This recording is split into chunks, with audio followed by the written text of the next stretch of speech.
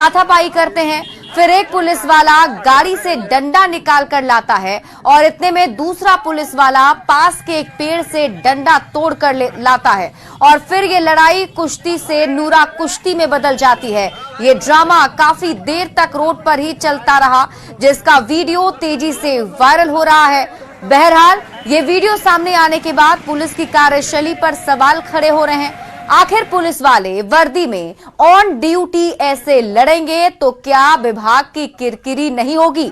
जब पुलिस वाले आपस में लड़ेंगे तो अपराधियों से दो दो हाथ कौन करेगा? और आपको बता दें कि इस मामले पर एक बड़ा अपडेट सामने आ रहा है। दोनों ही पुलिसकर्मी को सस्पेंड कर दिया गया है।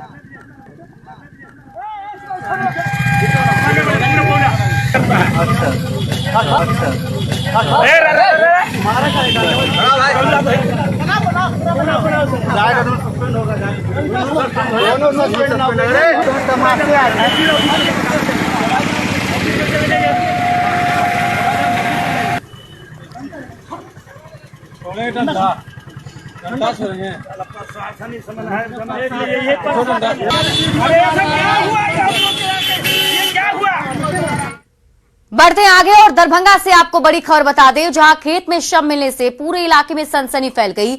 गुलटेन सदाय का शव बरामद किया गया है। हत्या की आशंका जताई जा रही है। सदर थाना क्षेत्र के नैना घाट की एक घटना है और फिलहाल पुलिस की टीम पूरे मामले की जांच में जुट गई है।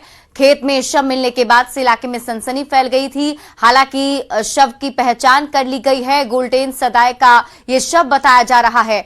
जानकारी के मुताबिक हत्या की आशंका जताई जा रही है। सदर थाना क्षेत्र के नैना घाट की एक घटना है और अभी पुलिस की टीम मामले की जांच में जुटी हुई है।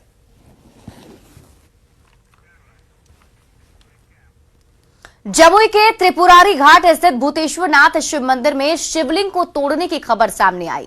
लोगों की सूचना के बाद मौके पर पुलिस पहुंची। शिवलिंग को तोड़ने के बाद से लोगों में आक्रोश है। लोगों ने पुलिस से मांग की है कि जिसने भी शिवलिंग को नुकसान पहुंचाया है उस पर कार्रवाई की जाए।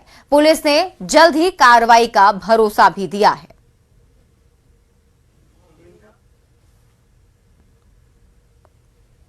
पता चला प्रातः 6 बजे सूचना प्राप्त हुई कि त्रिपुरारी स्थित घाट जो है उसमें शिव मंदिर है, वहाँ के जो शिवलिंग है उसको खंडित कर दिया गया। जैसे सूचना मिली मैं यहाँ आया तो देखा कि टूटा हुआ शिवलिंग है। उसके बाद मैंने एसपी साहब को सूचना किया। लोग जो आसपास के रास्ते हैं उन सभी जगहों पर सीसीटीवी फुटेज तलाश कर रहे हैं। सम्मानित नागरिकों से अपील की जाती है कि इस संबंध में कोई आसूचना हो तो वो पुलिस के साथ साझा करें। उनका नाम गुप्त रखा जाएगा और अनुसंधान का विषय है। फिलहाल किसी भी तरीके का कोई भी संभावना हो, सारी संभावनाओं को हम लोग तलाश करें। खबर हाजीपुर से आपको बता दें, जहां थाने से शराब बेचने के मामले में सराय थानाध्यक्ष बिदूर कुमार, मालखाना प्रभारी मुनेश्वर प्रसाद सहित 4 पुलिसकर्मियों को गिरफ्तार कर जेल भेज दिया गया है।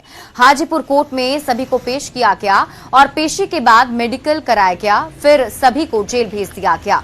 वहीं कोर्ट से निकलते वक्त थानाध्यक्ष बिदूर कुमार ने बताया कि उन्हें फंसाया गया है। थानाध्यक्ष ने अपनी सफाई में कहा कि जिस समय मद्य निषेध की टीम ने यह कार्रवाई की है उस वक्त वो वहां पर नहीं थे। कल 8:58 में एक बेटा हमको जन्म लिया है बड़ी ऑपरेशन से और 12:30-1 बजे से हम सुचिता चौधरी के। कौन लोग हैं जो फंसा रहे हैं आपको? इसमें कौन लोग हैं? किसी का नाम बताना चाहेंगे? नहीं बताना चाहिए। क्या सीओ साहब की क्या कुछ भूमिका है इसमें, या उनके द्वारा भी एनएसएल वगैरह किया गया निश्चिकरण का, उनका क्या भूमिका है इसमें? नहीं पता, हम तो डॉक्टर के यहाँ थे पूरे थे। हम निश्चिकरण का माल जो है अपने एडिशनल एसएचओ को बोले तो भिजवा देने के लिए मालखाना प्रभारी मिल के जो है भेजे हैं, उसी में कमी रहा।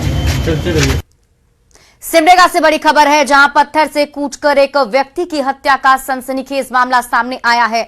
घटना जलडेगा थाना क्षेत्र की है। जानकारी के अनुसार बड़की टांगर में पत्थर से कूचकर मंगल बघवार नाम के व्यक्ति की हत्या अज्ञात अपराधियों ने कर दी। बताया गया कि मंगल रविवार को बाजार गया था, लेकिन घर वापस नहीं लौटा। परिवार वालों ने जब खोजबीन की तो उसका शव बरामद हुआ। शव के पास खून लगा एक पत्थर भी मिला है, जिसे देखकर अंदाजा लगाया जा रहा है कि किसी ने पत्थर से कूचकर उसकी हत्या की है। पुलिस ने शव को पोस्टमार्टम के लिए भेज दिया है। इधर पुलिस अब पूरे मामले की तहकीकात में जुटी हुई है। सर ये बाजार गया था, उसके बाद में बाजार से लौटते समय क्या हुआ हम लोग को पता ही नहीं है। तो फिर आज सुबह पता चला आप लोगों को? रात को ही पता तो चला था। इसका वाइफ है जो है ना, वो इसको खोजने के लिए गई थी, तो उधर से वापस आई और बताई थी। उसके बाद में तो मेरा पत्नी बीमार में है, तो मैं भी जाने नहीं सका। 2 महीने से चलने फिर भी नहीं सकती अच्छी तरह से, वो 1.5 साल से बीमार में है। तो आज सुबह में पुलिस गई थी? आज सुबह पुलिस गई थी, उसके बाद हम लोग वहाँ गए। बोकारो से बड़ी खबर आपको बता दें, सेक्टर 12 थाना क्षेत्र के बारी कोऑपरेटिव कॉलोनी गरगा पुल के पास एक स्कूटी धू धू कर जल गई। आग लगने की वजह शॉर्ट सर्किट बताई जा रही है। आग लगने के बाद स्कूटी चालक रवि टूडू ने किसी तरह कूदकर अपनी जान बचाई। वहीं आसपास के लोगों में आग को देखकर हड़कंप मच गया। करीब आधे घंटे की मशक्कत के बाद आग बुझाई जा सकी। चालक रवि टूडू ने बताया कि स्कूटी खराब हो गई थी। स्कूटी गैरेज में बनाने के लिए ले जाने के दौरान ही ये हादसा हो गया। ये तस्वीर हम आपको दिखा रहे हैं उस वक्त की जब स्कूटी में आग लगी थी। आप देखिए, चलती सड़क पर अचानक स्कूटी में आग लग गई। गनीमत रही कि चालक तब तक समय रहते स्कूटी से उतर चुका था। और आप देखिए किस तरीके से स्कूटी जलकर पूरी तरीके से खाक हो गई है।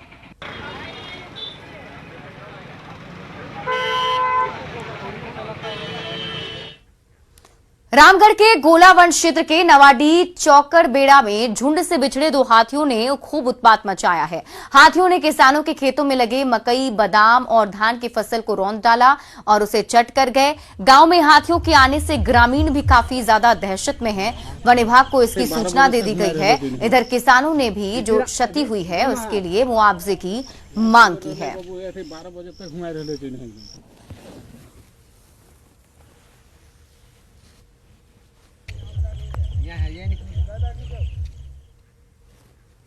और रुक करेंगे बड़ी खबर की। छपरा से बड़ी खबर है, जहां पुलिस हिरासत में जान देने की कोशिश की गई।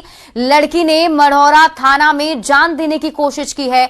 युवती ने जहर खाकर थाने परिसर में ही जान देने की कोशिश की। लड़की की हालत अभी गंभीर बताई जा रही है और गंभीर हालत में लड़की को पटना रेफर किया गया है। बताया जा रहा है कि लड़की प्रेम प्रसंग में अगवा की गई थी। मढ़ौरा पुलिस ने युवती को ढूंढ निकाला था और तभी थाना में ही युवती ने जहर खाकर जान देने की कोशिश की। लड़की की हालत गंभीर बताई जा रही है। प्रेम प्रसंग से जुड़ा यह पूरा मामला बताया जा रहा है।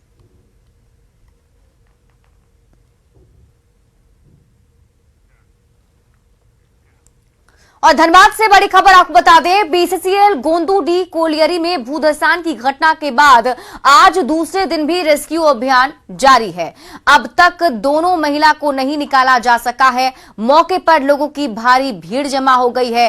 काफी ज्यादा लोग भी पहुंचे हुए हैं और सभी की नजर इसी पर टिकी हुई है कि रेस्क्यू अभियान के बाद जो शव निकाले जाएं, लेकिन अभी तक सफलता नहीं मिली है। आपको बता दें, अब तक दोनों महिला को नहीं निकाला जा सका है।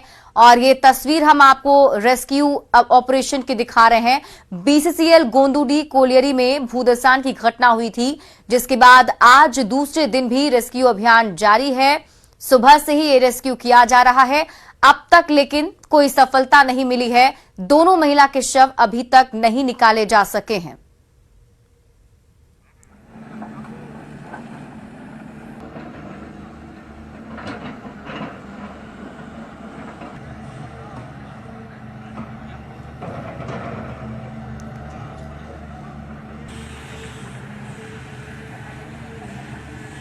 वहाँ पर पत्थर छोड़ दिया, उसी जगह है ये है। और आपको पता है कि आज विशेष सत्र बुलाई गई है और विशेष सत्र पर न्यूज 18 की पैनी नजर है और इसीलिए आपको सीधे ले चलते हैं विजय चौक, जहां पर हमारी न्यूज 18 की टीम मौजूद है जो इस बारे में और अधिक जानकारी लाएंगे। लेकिन आज ये हो गया कि 3 नहीं 8 हो गए, तो अगर आप सही से देखो 3 × 8 तो 24 होता है, तो पूरा का पूरा जो खाका आता है 24 का आ गया है कि 24 में इस पार्लियामेंट से आज से जो स्टार्ट चीजें हो रही हैं और नई नई चीजें जो सामने ला रहे हैं उससे कितना लिंक करता है वो चीजें अब मुझे लग रहा है अगले 5 दिनों में हमें एक एक दिन करके दिखाई देंगी। लेकिन आज जो चीजें हो रही हैं, जिस तरीके से अधीर रंजन चौधरी जी बोल रहे हैं, उन्होंने अपने जगह अपने समय का उन्होंने सब हवाला दिया कि हमने मनरेगा से लेके एक एक ऐसी चीजें हम लोगों ने जो जनता के सामने रखी है, तो उन्होंने अपने जो 75 साल में जितना उनका कार्यकाल रहा है उस कार्यकाल से लेके 9 साल का जो कार्यकाल है, सभी सांसद जो हैं आज याद कर रहे हैं कि आजादी का अमृतकाल यानी जो 75वां वर्ष चल रहा है, तो अब तक जिन जिन की सरकारें रही उनका क्या कंट्रीब्यूशन रहा और संसद के माध्यम से उन्होंने कौन से ऐसे बड़े फैसले लिए जिसने देश को दिशा देने का काम किया। शैलेंद्र वांगू हमारे साथ हैं। शैलेंद्र, आपसे समझना चाहेंगे, प्रधानमंत्री मोदी ने अपनी स्पीच को खत्म किया, इस दौरान 3 बार पंडित नेहरू का नाम उन्होंने लिया और उन्होंने लाल बहादुर शास्त्री का भी जिक्र किया, उन्होंने इंदिरा गांधी का भी जिक्र किया, उन्होंने अटल बिहारी वाजपेयी का भी नाम लिया, उन्होंने डॉक्टर मनमोहन सिंह का भी जिक्र किया।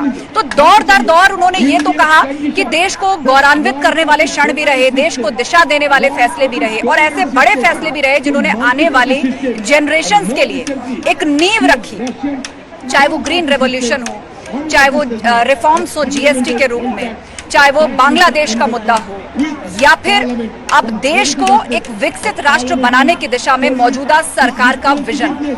बिल्कुल, प्रधानमंत्री मोदी ने लगभग सभी नेताओं का जिक्र अपने भाषण के दौरान किया और उन्होंने उन पहलुओं का भी जिक्र किया जिसने देश की दिशा और दशा बदली है। आपको बता दें, प्रधानमंत्री मोदी ने जिक्र किया 370 के अनुच्छेद को हटाने का भी, एब्रोगेशन का भी उन्होंने जिक्र किया। तो जाहिर तौर पर ये एक ऐसा मोमेंट था जिसको काफी अप्रिशिएट भी किया गया। हालांकि फिलहाल अभी मामला सुप्रीम कोर्ट में चल रहा है, लेकिन इसका जिक्र प्रधानमंत्री मोदी ने अपने भाषण में किया और वहीं साथ ही साथ पीएम मोदी ने अपने भाषण में तमाम नेता, खासतौर से नेहरू का उन्होंने जिक्र किया। उन्होंने कहा कि जब नेहरू का जिक्र आता है तो बहुत जो तमाम सदस्य हैं उनका भी मन करता है, उनका जो कंट्रीब्यूशन रहा है देश के लिए, उसके लिए उनका मन करता है कि उनके लिए वो उनका अभिनंदन करें, उनके लिए तालियां बजाएं। जी, तो जाहिर तौर पर तमाम नेताओं का उन्होंने जिक्र किया। हालांकि उन्होंने कहीं ना कहीं जो नई स्टेट्स का क्रिएशन किया गया, जिसमें उत्तराखंड शामिल है, झारखंड शामिल है, उसका भी उन्होंने जिक्र किया। लेकिन तेलंगाना का जिक्र करते पीएम मोदी ने कहा कि जब ये नया राज्य आया था तो उसमें ऐसा माहौल नहीं बन पाया जो पहले के राज्यों के क्रिएशन के दौरान बना था। उसमें सेलिब्रेशन नहीं हो पाया, ना आंध्र प्रदेश में ना तेलंगाना में। लेकिन इससे पहले उत्तराखंड की बात करें, झारखंड की बात करें तो माहौल बिल्कुल अलग था। जी बिल्कुल। अशरफ, उन्होंने कई दिलचस्प बातें भी बताई कि इस पार्लियामेंट ने, आप देखिए, सबसे कम उम्र में सांसद बनकर पहुंचने वाली चंद्रमणि जी का भी जिक्र हुआ, जिक्र शफीकुर रहमान बर्क का भी हुआ कि जो 90+ जिनकी उम्र है और वो संसद में आज भी अपना कंट्रीब्यूशन देते हैं और उन्होंने पूर्व में किस तरह से कामकाज किया है। तो इसको लोकतंत्र की ताकत के रूप में प्रधानमंत्री ने किस तरह बताया? अब देखिए आस्था, ये प्रधानमंत्री की अपनी बहुत अलग क्षमता है। उन्होंने आज जो विपक्ष के आरोप होते हैं कि वो हमें बिल्कुल भी सम्मान नहीं देते, लगातार नजरअंदाज करते हैं, उन सभी मिथक को तोड़ दिया।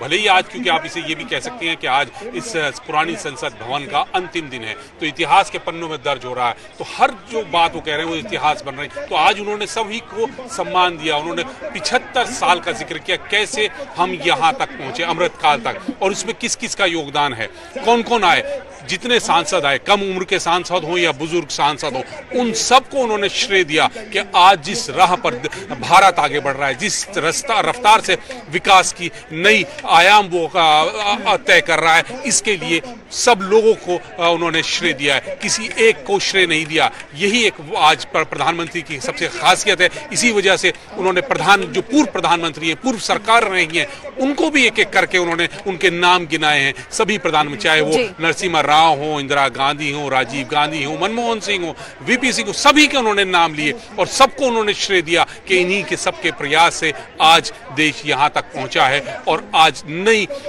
इबारत लिखने के लिए जा रहा है। उसमें उन्होंने G20 का भी जिक्र किया कि जिस G20 के जरिए पूरी दुनिया में देश की एक साख बढ़ी है, हर आज भारतीय गर्व महसूस कर रहा है। तो वो सब चीजें उन्होंने गिनाई है और सबको साथ लेकर चलने की आज फिर उन्होंने बात की कि कल से हम नई संसद में जाएंगे तो नई सोच के साथ, नए बिल्कुल। और विचार के उन्होंने साथ कहा आगे बढ़ेंगे कि हमारी पीढ़ी या हम आज उस ब्रिज की तरह है, आज हम उस कनेक्शन की तरह है जो पुराने दौर को छोड़कर नए दौर में जो प्रवेश है उसके लिए एक तरह से ब्रिज बने हैं। अनूप हमारे बीच में है।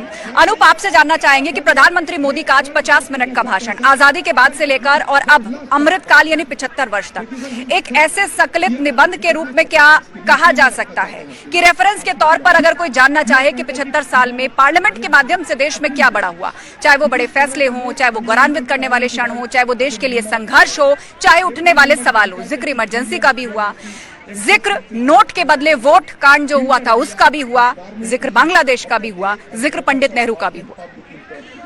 बिल्कुल आस्था, देखिए आपको बता दूं कि ये वाकई ऐतिहासिक क्षण है, ऐतिहासिक समय है, क्योंकि आज के बाद जो है पूरा संसद जो है वो नए सदन में शिफ्ट हो जाएगा। तो ऐसे में कहीं ना कहीं ये ऐतिहासिक, और ऐतिहासिक इसलिए भी है कि जिस तरीके से हमने देखा कि प्रधानमंत्री नरेंद्र मोदी ने एक पॉजिटिव नोट पे पूरी बातें रखी है, जिस तरीके से उन्होंने जवाहरलाल नेहरू से लेकर शास्त्री और मनमोहन सिंह, तमाम जो कांग्रेस शासित राज्यों के प्रधानमंत्री हैं उनका बिल्कुल। और अनूप, चर्चा जारी रहेगी, लेकिन इस बीच एक बड़ी खबर हमें मिल रही है और ब्रेकिंग न्यूज ये है कि संसद के विशेष सत्र में महिला आरक्षण बिल ला सकती है सरकार। ये बड़ी खबर इस वक्त हमें मिल रही है। जैसे कयास से जो चर्चा में बहुत ऊपर था कि आखिर विशेष सत्र में क्या होने जा रहा है, उसको लेकर अब ब्रेकिंग न्यूज हमें मिल रही है कि बुधवार को आरक्षण बिल संसद के विशेष सत्र में ला सकती है सरकार।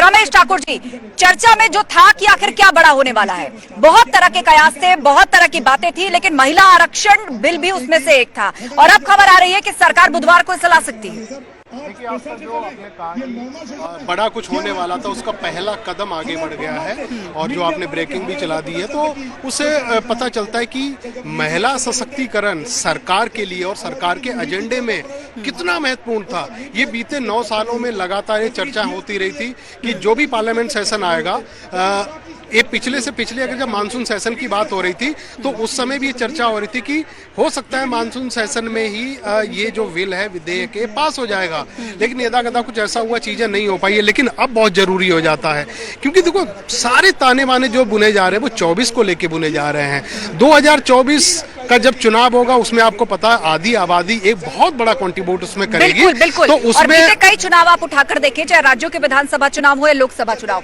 महिलाओं ने कहा जाता है जाति धर्म से ऊपर उठकर बीजेपी का साथ दिया है, वोट किया है। इसमें एक चीज खास तौर पर ध्यान रखते हैं बीजेपी इस वोट बैंक। इसमें एक चीज और ऐड करने वाली है कि ये जरूरी क्यों है, इस एनालिसिस को हमें करने की जरूरत है। देखिए जैसे 3 तलाक को जब खत्म करा उसके बाद में एक अल्पसंख्यक जो एक बड़ी आबादी थी वो मोदी की तरफ मूव करी। चाहे 22 का चुनाव आपने उत्तर प्रदेश का देखा होगा तो उसमें आप देखो कितनी बड़ी संख्या में मुस्लिम महिलाओं ने वोट दिया। वही मूव आउट इस समय करे तो वही चाहते हैं। और अब इस महिला आरक्षण बिल का जब जिक्र हुआ है अनूप, तो यहाँ आपसे समझना चाहेंगे कि इसकी राह उतनी भी आसान नहीं रही है। ये कोशिशें एक बार यूपीए सरकार में भी हुई जब लोकसभा से इसको पास कराया गया था, लेकिन अब विशेष सत्र में इसका लाया जाना, बहुत सारे ऐसे दल हैं जो आज INDIA गठबंधन का हिस्सा है, विपक्ष में है, वो चाहते हैं कि इसके अंदर आंतरिक आरक्षण भी हो। तो इसकी क्या व्यवस्था और क्या जवाब सरकार का? बिल्कुल आस्था, मैं आपको बता दूं कि अगर महिला आरक्षण बिल इस सत्र में आता है तो जाहिर सी बात है इसके पास होने की संभावना बहुत ज्यादा है, क्योंकि देखिए जो कांग्रेस वर्किंग कमेटी की बैठक हुई थी उसमें भी इस बात का जिक्र था कि महिला आरक्षण जो विधेयक है वो लाया जाए और उसको पास कराया जाए। और कल जो सर्वदलीय बैठक आस्था हुई थी उसमें भी तमाम जो विपक्षी पार्टियां थी उनकी भी मांग थी, यानी कि विपक्ष के तरफ से किसी भी तरीके का अवरोध नहीं किया जाएगा और सत्ता पक्ष के तरफ से अगर ये बिल लाया जाता है तो जाहिर सी बात है इसको पास कराया जा सकता है। और यकीन जानिए आस्था, ये वाकई ऐतिहासिक हो जाएगा। और जिस तरीके से सरकार अमृतकाल में ये विशेष सत्र बुलाई है, देखो इतना आसान नहीं है कि आप कह रहे हो कि कोई भी इतना बड़ा अगर कोई भी विधेयक आएगा विरोध नहीं होगा। विरोध तो देखो शुरू भी हो गया है और विरोध क्यों ना हो, क्योंकि तो विपक्ष का काम है विरोध करना। तो जितने 8 जो विधेयक है उसमें विरोध तो देखो होना निश्चित है। और आप देखिए कि जैसे ही संसद का सत्र शुरू हुआ, प्रधानमंत्री मोदी के बोलने से पहले एकदम से वहां हंगामा भी हो गया था। तो जाहिर सी बात है विपक्ष भी अपनी रणनीति के साथ उतरेगा, सरकार को घेरना चाहेगा। आज शैलेंद्र, यहाँ पर विपक्ष की बात की जाए तो कोशिशें बहुत हुई जानने की कि आखिर इस विशेष सत्र में क्या होने जा रहा है। सोनिया गांधी की तरफ से बाकायदा लेटर भी लिखा गया, लेकिन कहा यह गया कि ऐसा जरूरी नहीं है कि बताया जाए, डिक्लेयर किया जाए कि होने क्या जा रहा है, सरकार क्या लाने जा रही है। लेकिन फिर भी अब जो जानकारी कंफर्म रूप से सामने आ रही है वो महिला आरक्षण बिल को लेके है। तो जाहिर सी बात है ये चर्चा में पहले भी था, तो विपक्ष ने भी रणनीति बनाई होगी। सरकार को किस तरह घेरेगा विपक्ष? देखिए आस्था, सबसे अहम बात यह है कि कल शाम को जो सर्वदलीय बैठक हुई थी, उस बैठक में जो संसदीय कार्य मंत्री प्रहलाद जोशी है उनकी तरफ से बयान दिया गया था, जिसमें उन्होंने कहा महिला आरक्षण बिल को लेकर, जिसमें उन्होंने कहा कि उचित समय पर उचित निर्णय लिया जाएगा। हालांकि ये एक इंडिकेशन भी हो सकता है, लेकिन उन्होंने क्लियर नहीं किया कि ये अभी ऑन बोर्ड है या नहीं, ये बिल अभी आएगा या नहीं। लेकिन एक अहम बात यह भी है कि प्रधानमंत्री मोदी ने आज सुबह जब पार्लियामेंट पहुंचने के बाद जब एड्रेस किया, जो पहला उनका संबोधन था मीडिया को, उसमें उन्होंने कहा था कि ये सत्र भले ही छोटा हो, लेकिन ये सत्र बहुत महत्वपूर्ण है और बहुत निर्णायक फैसलों का ये सत्र हो सकता है। इस तरह की बात पीएम मोदी ने कही। तो इशारों में यह भी कहा जा सकता है कि कुछ बड़ा होने वाला है। अब ये महिला आरक्षण कानून को लेकर बिल लाएगी या नहीं, इसको लेकर खबरें तो आ रही हैं, पहले भी इसको लेकर कयास लगाए जा रहे थे, लेकिन अब तक ये साफ नहीं है कि बिल कब आएगा, किस दिन आएगा। लेकिन बताया जा रहा है कि बुधवार को आ सकता है। तो अपना आप में एक मास्टर स्ट्रोक होगा अगर ये बिल सामने आता है, क्योंकि लगातार कांग्रेस भी इसका समर्थन करती रही है। लेकिन ये रास्ता कितना हमवार होगा इस बिल को पारित कराने के लिए, लेकिन बड़ी पहल हो सकती है मोदी सरकार की अगले साल चुनाव। तो देखिए, आपको ये बड़ी जानकारी हम दे रहे थे, जिसमें हमने आपको बताया कि विशेष सत्र जो इस बार बुलाया गया है उसमें पीएम मोदी ने पहले ही कहा कि ये सत्र भले ही छोटा है लेकिन मूल्यवान सत्र है और इसीलिए इसमें कई बड़े ऐतिहासिक फैसले जो हैं वो लिए जा सकते हैं और उन्हीं में से एक है महिला आरक्षण बिल। और इस विशेष सत्र पर न्यूज 18 की कवरेज लगातार जारी है। हम आपको पल पल की जानकारी देते रहेंगे, बने रहिए हमारे साथ। यहां रुक रहे एक छोटे से ब्रेक के लिए।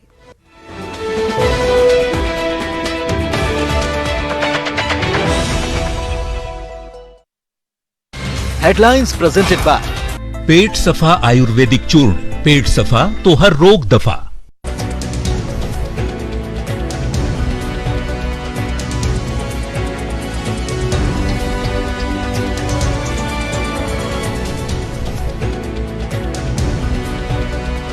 हेडलाइंस प्रेजेंटेड बाय पेट सफा आयुर्वेदिक चूर्ण, पेट सफा तो हर रोग। लेकिन 10-20 रुपया हम नर्स को दिए हैं, तो वो तो पहचान नहीं पाया कि किस नर्स को दिए हैं।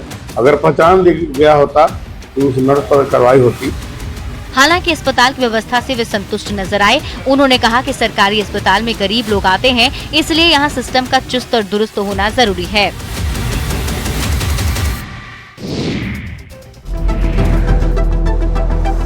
शेखपुरा सदर क्षेत्र अंतर्गत मटोखर स्थित पहाड़ी भूखंड संख्या 3 से अवैध उत्खनन की सूचना एसपी को मिली। एसपी ने खनन अधिकारी को कार्रवाई करने को कहा। उसके बाद पुलिस और खनन विभाग की टीम अवैध पत्थर उत्खनन एरिया में पहुंची तो एक जेसीबी से पत्थर की खुदाई करने की पुष्टि हुई।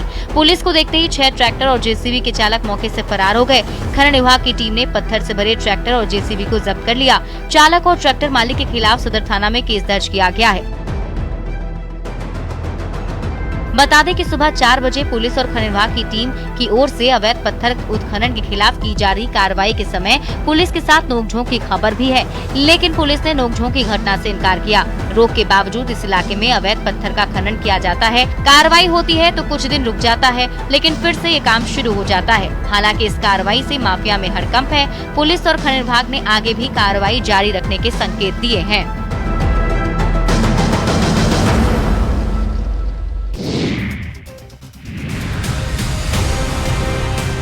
मुंगेर जिले में डेंगू संक्रमण का खतरा लगातार बढ़ता जा रहा है, जिसके कारण डेंगू के मरीजों के साथ इसके संभावित लक्षणों से पीड़ित मरीजों की संख्या भी सदर अस्पताल में बढ़ने लगी है। लगातार बढ़ रहे मरीजों के कारण अब सदर अस्पताल में डेंगू मरीजों को बेड तक नहीं मिल पा रहा है, जिससे डेंगू मरीजों को काफी परेशानी का सामना करना पड़ रहा है।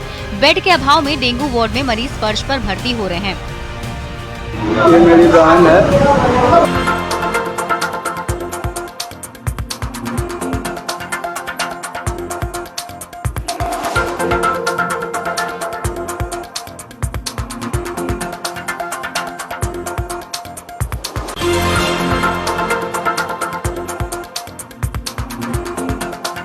देश का भरोसा। डेंगू का शिकायत हुआ है, इसका इलाज करवा रहे हैं, लेकिन कोई नर्स सुनती नहीं। नर्स को 75 का बुलाने के लिए जाते हैं, तो एक आती है, उसके बाद जबरदस्ती काम करके जाती है सुई देकर। 2 महिला मरीज हाथों में इंट्राकेट लगाए खुद को स्लाइन लगाने के लिए जगह मिलने के इंतजार में बैठी नजर आई। सदर अस्पताल उपाधीक्षक ने बताया कि सदर अस्पताल में ज्यादा मरीज के चलते असुविधा हो रही है, जिसे ठीक करने की कोशिश की जा रही है।